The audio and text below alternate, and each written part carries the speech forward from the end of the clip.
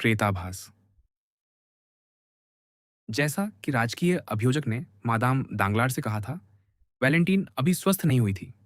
वास्तव में अत्यंत क्षीण होकर वह अपने शैया पर ही रहती थी। और वहीं अपने कक्ष में मादाम द विलेफोर से उसने उन घटनाओं का समाचार पाया जिनका हमें अभी वर्णन कर चुके हैं, अर्थात यूजिनी का पलायन और आंद्रेया कावलकांति, या यूं कहें बेनेडेट्टो की गिरफ्तारी, साथ ही उसके विरुद्ध हत्या का अभियोग। पर वैलेंटीन इतनी दुर्बल थी कि यह कथा उस पर उतना प्रभाव न डाल सकी जितना वह सामान्य अवस्था में डालती। उसके मन में केवल की कुछ अस्पष्ट धारणाएं और धुंधली छवियां उठीं, और वे भी विचित्र विचारों और क्षणिक प्रेत छायाओं के साथ मिश्रित हो गईं, जो उसकी रोगग्रस्त बुद्धि से उत्पन्न थीं या उसकी आंखों के सम्मुख तैर रही थीं, और शीघ्र ही वे भी लुप्त हो गईं, ताकि उसके व्यक्तिगत भाव पुनः अपनी पूर्ण शक्ति से लौट सकें। दिन में नौर्तीय की उपस्थिति उसे अभी भी वास्तविकता से जोड़े रखती थी, जो अपनी पौत्री को अपने पास बुलवा लेते और पितृवत नेत्रों से उस पर दृष्टि गड़ाए रहते। फिर न्यायालय से लौटकर विलेफोर भी अपने पिता और पुत्री के साथ 1-2 घंटे बिताता। 6 बजे वह अपने अध्ययन कक्ष में चला जाता। 8 बजे दावृण्य स्वयं वह रात्रिकालीन औषधि लेकर आता, जो युवती के लिए तैयार की गई होती। तब नौर्तीय को ले जाया जाता। चिकित्सक द्वारा चुनी गई एक रात्रि परिचारिका सबका स्थान लेती, और वह भी तभी हटती जब लगभग 10 या 11 बजे वैलेंटीन सो जाती। नीचे उतरते समय वह परिचारिका वैलेंटीन के कक्ष की चाबियां स्वयं विलेफोर को सौंप देती, ताकि कोई भी रोगिणी तक पहुंच न सके, सिवाय मादाम द विलेफोर के कक्षों और छोटे एदवार के कमरे से होकर। प्रत्येक प्रातः मोरेल नॉर्तिये से वैलेंटीन का समाचार लेने आता। पर आश्चर्य की बात यह थी कि दिन ब दिन वह कम व्याकुल प्रतीत होता। प्रथम, यद्यपि अत्यंत स्नायविक उत्तेजना के अधीन, वैलेंटीन प्रतिदिन सुधर रही थी। और फिर क्या मोंते क्रिस्तो ने उसे यह नहीं कहा था, जब वह व्याकुल होकर उससे मिलने गया था, कि यदि 2 घंटे में वैलेंटीन न मरी तो वह सुरक्षित रहेगी, और वह जीवित थी, और 4 दिन बीत चुके थे। यह स्नायविक उत्तेजना वैलेंटीन का पीछा उसकी निद्रा तक करती, या यूं कहें उस उनींदेपन तक जो उसके लिए जागरण के पश्चात आता था। उसी समय रात्रि की निस्तब्धता में और उस अर्ध अंधकार में जो संगमरमर के श्वेत पात्र में जलते रात्रि दीप से उत्पन्न होता था, वह उन छायाओं को देखती जो रोगियों के कक्षों में मंडराती हैं, और जिन्हें ज्वर अपने कांपते पंखों से झकझोर देता है।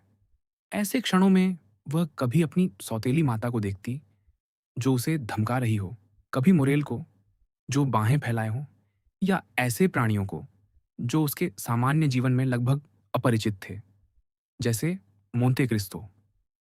उन्माद के उन क्षणों में तो फर्नीचर तक मानो चलायमान होकर कक्ष में घूमता प्रतीत होता। यह सब 2 या 3 बजे तक चलता, जब गहरी निद्रा उसे घेर लेती और प्रभात तक बनी रहती।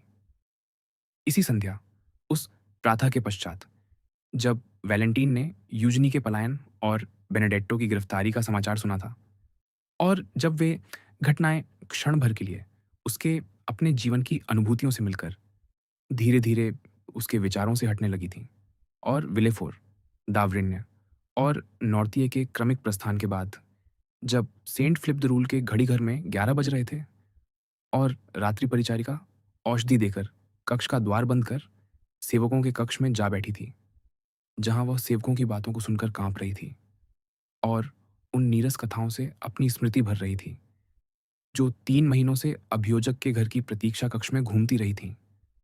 उसी समय उस सावधानी से बंद और संरक्षित कक्ष में एक विचित्र घटना घटी। रात्रि परिचारिका के जाने के लगभग 10 मिनट बाद की बात है। वैलेंटीन, जो पिछले 1 घंटे से प्रत्येक रात्रि लौट आने वाले ज्वर की शिकार थी, अपने मस्तिष्क की उस सक्रिय, एक रस और निर्दय क्रिया को अपने वश से बाहर चलते रहने दे रही थी, जो निरंतर एक ही विचारों को पुनरुत्पन्न कर, या वही छवियां उत्पन्न कर, स्वयं को थका डालती है। रात्रि दीप की बाती से असंख्य किरणें उछल रही थीं, और प्रत्येक मानो किसी रहस्यमय अर्थ से भरी थी। पर अचानक वैलेंटीन को प्रतीत हुआ कि उस कांपते प्रकाश में उसकी पुस्तक अलमारी, जो अग्निकोष्ठ के पास दीवार की कोटर में स्थित थी, धीरे धीरे खुल रही है। और जिन कुंडों पर वह घूमती थी, वे तनिक भी ध्वनि नहीं कर रहे थे। किसी अन्य समय वैलेंटीन अपनी रेशमी घंटी रस्सी पकड़कर सहायता के लिए खींच लेती, पर अपनी वर्तमान दशा में अब उसे कुछ भी विस्मित नहीं करता था। वह जानती थी कि उसके चारों ओर के ये सब दृश्य उसके उन्माद की उपज हैं, और इस तथ्य से आश्वस्त भी थी कि प्रातः होते ही उन रात्रि प्रेतों का कोई चिन्ह शेष नहीं रहता, जो दिन के आगमन के साथ विलीन हो जाते हैं। उस द्वार के पीछे एक मानवीय आकृति प्रकट हुई। ज्वर के कारण वैलेंटीन ऐसी प्रेत छायाओं से अत्यधिक परिचित हो चुकी थी, अतः वह भयभीत न हुई। उसने केवल नेत्र फैलाकर देखा, आशा करते हुए कि वह मोरेल को पहचान सके। आकृति उसके बिस्तर की ओर बढ़ती रही, फिर रुक गई और मानो ध्यान से सुनने लगी। उसी क्षण रात्रिदीप की एक किरण उस रात्रिकालीन आगंतुक के चेहरे पर पड़ी। यह वह नहीं है, उसने बुदबुदाया, और वह प्रतीक्षा करने लगी, यह विश्वास किए हुए कि वह स्वप्न देख रही है और या ये पुरुष, जैसे स्वप्नों में होता है, या तो लुप्त हो जाएगा या किसी और में बदल जाएगा। किंतु उसने अपनी नाड़ी टटोली और उसे तीव्र गति से धड़कते हुए अनुभव कर उसे स्मरण आया कि ऐसी अवांछित छायाओं को दूर करने का सर्वोत्तम उपाय कुछ पी लेना है। वह पेय, जिसे विशेष रूप से ऐसी उत्तेजना को शांत करने के उद्देश्य से तैयार किया गया था, जब उसने इस विषय में वैद्य से शिकायत की थी, अपनी शीतलता से उसका ताप घटाने लगा और मस्तिष्क की सामान्य क्रिया को पुनर्जीवित करने लगा। कुछ समय तक पीने के बाद वह स्वयं को बेहतर अनुभव करने लगी। इसी कारण वैलेंटीन ने उस क्रिस्टल की तश्तरी पर रखे गिलास को लेने के लिए हाथ बढ़ाया, परंतु जैसे ही वह अपनी कांपती भुजा को बिस्तर से बाहर बढ़ा रही थी, वह आकृति 2 कदम और बढ़ी, पहले से अधिक दृढ़ता के साथ, और इतनी निकट आ गई कि युवती उसकी श्वास सुन सकी, और उसे लगा मानो उसके हाथ का स्पर्श अनुभव कर रही हो। इस बार वह भ्रांति, या कहें वास्तविकता, उन सभी अनुभूतियों से आगे बढ़ गई जिनका अब तक वैलेंटीन ने अनुभव किया था। उसे लगने लगा कि वह सचमुच जाग रही है और जीवित है। उसे अनुभूति हुई कि उसकी चेतना पूर्णतः जागृत है, और वह कांप उठी। जिस स्पर्श को वैलेंटीन ने अनुभव किया था, उसका उद्देश्य उसका हाथ रोकना था। वैलेंटीन ने धीरे धीरे अपना हाथ वापस खींच लिया। इस पर वह आकृति गिलास उठाकर रात्रिदीप के पास गई और उस औषधि को देखने लगी, मानो उसकी स्वच्छता और पारदर्शिता का परीक्षण कर रही हो। वैलेंटीन अपनी दृष्टि उससे हटा नहीं सकी, यद्यपि वह आकृति भयप्रद नहीं, रक्षक सी प्रतीत हो रही थी। प्रकाश से प्राप्त प्रारंभिक प्रमाण पर्याप्त न था। वह पुरुष, या कहें वह छाया, क्योंकि वह इतनी मृदु चाल से चल रहा था कि कालीन उसके पदचाप को निगल लेता था। गिलास से एक चम्मच औषधि लेकर स्वयं पी गया। वैलेंटीन अपनी आंखों के सामने घटित हो रही इस घटना को गहरे विस्मय से देखती रही। उसे विश्वास था कि यह सब विलीन हो जाएगा और कोई दूसरा दृश्य उपस्थित होगा, परंतु वह पुरुष भूत की भांति लुप्त होने के स्थान पर उसके पास आया और गिलास उसकी ओर बढ़ाते हुए भावपूर्ण स्वर में बोला, अब पीजिए। वैलेंटीन सिहर उठी।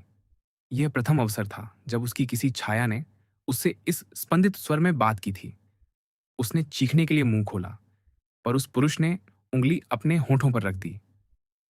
मोंटे क्रिस्टो के काउंट, उसने बुदबुदाया। युवती की आंखों में प्रकट आतंक, उसके हाथों का कंपन और अपने को चादरों में छिपा लेने की उसकी तीव्र चेष्टा, यह सब मानव संशय और विश्वास के अंतिम संघर्ष को प्रकट कर रहा था। किंतु इस घड़ी उसके कक्ष में मोंटे क्रिस्टो के काउंट की उपस्थिति और उसका दीवारों में से किसी एक मार्ग से यह रहस्यमय, अद्भुत, अगम्य प्रवेश वेलेंटीन की समझ से परे था। आवाज मत कीजिए, भयभीत मत होइए, काउंट ने कहा। अपने हृदय में संदेह की रेखा तक न आने दीजिए। जो व्यक्ति आपके सामने खड़ा है, वैलेंटीन, और इस बार आप सही हैं, यह भ्रम नहीं है। जो व्यक्ति आप देख रही हैं, वह सबसे कोमल पिता और सबसे सम्मानित मित्र है, जिसकी आप कल्पना कर सकती हैं। वैलेंटीन उत्तर में कुछ न कह सकी। वह उस स्वर से इतनी भयभीत थी, जो उसके वास्तविक अस्तित्व की पुष्टि कर रहा था, कि उसे अपने स्वर को उससे जोड़ने का भी साहस न हुआ। पर उसकी आतंकित दृष्टि मानो कह रही थी, यदि आपके उद्देश्य शुद्ध है, तो आप यहाँ क्यों हैं? काउंट ने अपनी असाधारण सूझबूझ से युवती के हृदय में चल रही प्रत्येक बात समझ ली। मेरी बात सुनिए, उसने कहा, या यूं कहें, मुझे देखिए, मेरी लाल आंखें और मेरा चेहरा देखिए, जो सामान्य से भी अधिक पीला है, क्योंकि पिछले 4 रात्रियों से मैंने एक क्षण भी निद्रा नहीं ली। पिछले 4 रात्रियों से मैं आपकी रक्षा कर रहा हूँ, आपकी देखभाल कर रहा हूँ, हमारे मित्र मैक्सिमिलियन के लिए। रक्त की एक लहर रोगिणी के आनंदित गालों पर दौड़ गई, क्योंकि काउंट द्वारा उच्चरित उस नाम ने उसके मन में शेष संदेह का अंतिम चिन्ह भी मिटा दिया। मैक्सिमिलियन, वैलेंटीन ने दोहराया, क्योंकि वह नाम उसे अत्यंत मधुर लगा। मैक्सिमिलियन, तो उसने आपको सब कुछ बता दिया? सब कुछ। उसने मुझसे कहा कि आपका जीवन उसका है, और मैंने उससे वचन दिया कि आप जीवित रहेंगी।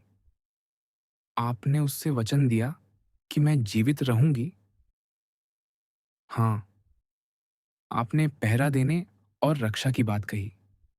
वेलेंटीन ने व्याकुलता से कहा, क्या आप वैद्य हैं? हाँ, इस घड़ी स्वर्ग आपको जो सर्वश्रेष्ठ वैद्य भेज सकता था, वही। आप कहते हैं कि आप पहरा दे रहे थे? वेलेंटीन ने चिंतित स्वर में कहा। कहाँ? मैंने आपको देखा नहीं। काउंट ने पुस्तकालय की ओर संकेत किया। मैं उस द्वार के पीछे छिपा था, जो पड़ोस के उस भवन में खुलता है, जिसे मैंने किराए पर लिया है। वेलेंटीन लज्जा और गर्व से अभिभूत होकर दृष्टि फेरते हुए उच्च आतंक में बोली, आपने जो किया वह अभूतपूर्व दुस्साहस था, और जो संरक्षण आपने दिया वह अपमान के समान है। वेलेंटीन, उसने उत्तर दिया, इतने लंबे समय तक जब मैं पहरा देता रहा, तो मैंने केवल यही देखा। कौन कौन तुम्हारे कक्ष में आया, तुम्हारे लिए क्या भोजन तैयार हुआ, तुम्हें कौन से पेय दिए गए। फिर यदि वे पेय मुझे संदिग्ध प्रतीत होते, तो मैं उसी प्रकार भीतर प्रवेश करता जैसे अभी किया, तुम्हारा गिलास खाली कर देता और उसके स्थान पर जीवनदायी पेय रख देता। और इस प्रकार जो मृत्यु तुम्हारे लिए तैयार की गई थी, उसके स्थान पर जीवन तुम्हारी नसों में प्रवाहित होने लगता। वेश, मृत्यु! वेलेंटीन चीख उठी, एक बार फिर स्वयं को किसी ज्वरजन्य भ्रम से ग्रस्त समझते हुए। आप क्या कह रहे हैं? शांत रहो बच्ची, मोंटे क्रिस्टो ने होठों पर उंगली रखते हुए कहा। मैंने विष कहा? हाँ, मैंने मृत्यु कहा, और उसे दोहराता हूं। पर पहले यह खपी पी लो। उसने अपनी जेब से लाल द्रव से भरी एक शीशी निकाली और उसकी कुछ बूंदें गिलास में टपका दी। और इसे पी लेने के बाद आज रात और कुछ मत लेना। वैलेंटीन ने हाथ बढ़ाया, पर गिलास को छूते ही भय से पीछे खींच लिया। मोंटे क्रिस्टो ने गिलास उठाया, उसमें से आधा द्रव स्वयं पी लिया और शेष वैलेंटीन को दिया। उसने पीने से पहले मुस्कुराकर कहा, ओह हाँ, मैं इसका स्वाद पहचानती हूँ, मेरी रात्रि की औषधि का स्वाद। वह जल जो मेरी छाती को शीतल करता था और मेरे मन को शांत करता था। धन्यवाद, धन्यवाद। इसी प्रकार तुम 4 रातों से जीवित हो, वैलेंटीन, काउंट ने कहा। पर मैं कैसे जीवित रहा? मैंने कितनी पीड़ादायक घड़ियां बिताई। आ तुमने मुझे कितनी भयानक यातना दी, जब मैंने उस घातक विष को तुम्हारे गिलास में उंडेला जाते देखा, और भयभीत रहा कि कहीं तुम उसे पी न लो, उससे पहले कि मैं उसे चूल्हे में उड़ेल दूं। तो आप उस घातक विष को मेरे गिलास में डाले जाते देख रहे थे, वैलेंटीन ने चरम आतंक में कहा। पर यदि आपने विष डाले जाते देखा, तो आपने उसे डालने वाले को भी देखा होगा। हाँ, वैलेंटीन बिस्तर पर सीधी बैठ गई और अपनी कढ़ाईदार महीन रात्रि वस्त्र को, जो उसके हिम से भी अधिक श्वेत वक्ष पर चिपका था, अब भी अभी के ज्वर के शीत स्वेद से भीगा हुआ, और अब उससे भी अधिक शीत आतंक स्वेद से भीगता हुआ, ऊपर खींचते हुए बोली, आपने उस व्यक्ति को देखा? हाँ, काउंट ने पुनः कहा, आप जो कह रहे हैं वह भयानक है। आप चाहते हैं कि मैं किसी नरकीय वस्तु पर विश्वास करूं। क्या मेरे पिता के घर में, मेरे कक्ष में, मेरे पीड़ाशैया पर कोई अब भी मुझे मारने का प्रयत्न कर रहा है? नहीं, नहीं, यह असंभव है। यह हो ही नहीं सकता। पर क्या यह वही हाथ नहीं जिसने पहले भी प्रहार किए हैं, वैलेंटीन? क्या तुमने सेंट मेराव, मैडम सेंट मेराव और बारवा को एक-एक कर गिरते नहीं देखा? और क्या तुमने नौर्तिये को भी उनके पीछे जाते ना देखा होता? यदि पिछले 3 वर्षों से जो उपचार उन्हें मिल रहा था, उसने उन्हें सुरक्षित न रखा होता, विष की आदत से विष पर विजय पाकर। हे भगवान! वैलेंटीन बोली, इसी कारण पिछले 1 महीने से मेरे प्रिय दादाजी मुझसे अपने सभी पेय साझा करने का आग्रह करते रहे। उन पेयों का स्वाद, मोंटे क्रिस्टो ने शीघ्रता से पूछा, क्या कुछ-कुछ सूखे संतरे के छिलके जैसा होता है? हाँ, बिल्कुल। अब सब स्पष्ट है, मोंटे क्रिस्टो ने कहा। उन्हें भी झांत है कि यहाँ कोई विष देने वाला है, और संभवतः यह भी कि वह कौन है। उन्होंने तुम्हें, अपनी अत्यंत प्रिय पोती को, उस घातक द्रव्य के विरुद्ध अभ्यस्त कर दिया, और जब यह द्रव्य इस प्रारंभिक रक्षा से टकराया, तो अपनी शक्ति खो बैठा। इसी कारण तुम अभी जीवित हो। ये बात मैं नहीं समझ पा रहा था, जब 4 दिन पहले तुम्हें उस विष का प्रभाव सहना पड़ा था, जो सामान्यतः अक्षम्य होता है। पर वह विष देने वाला, वह हत्यारा कौन है? मैं तुमसे उल्टा पूछ सकता हूँ। क्या तुमने कभी रात में किसी को अपने कक्ष में आते देखा है? हाँ, मैंने कई बार सोचा कि मैंने छायाएं देखी, आती हुई, निकट आती हुई, फिर चली जाती हुई, लुप्त होती हुई। मैं उन्हें ज्वर की उत्पन्न भ्रांतियां समझती रही। अभी जब आप आए, तो बहुत देर तक मुझे लगा कि मैं उन्माद में हूं या स्वप्न देख रही हूं। तो तुम्हें झात नहीं कि कौन तुम्हारा जीवन लेना चाहता है? नहीं, वैलेंटीन ने कहा, कोई मुझे मृत क्यों देखना चाहेगा? तुम जान जाओगी, मोंटे क्रिस्टो ने ध्यान से सुनते हुए कहा। कैसे? वैलेंटीन ने आतंक से चारों ओर देखते हुए पूछा। क्योंकि आज रात्रि तुम्हारा ज्वर और उन्माद समाप्त है। तुम पूर्णतः जागृत हो, और आधी रात का समय हो रहा है। यही हत्यारे की घड़ी है। हे ईश्वर!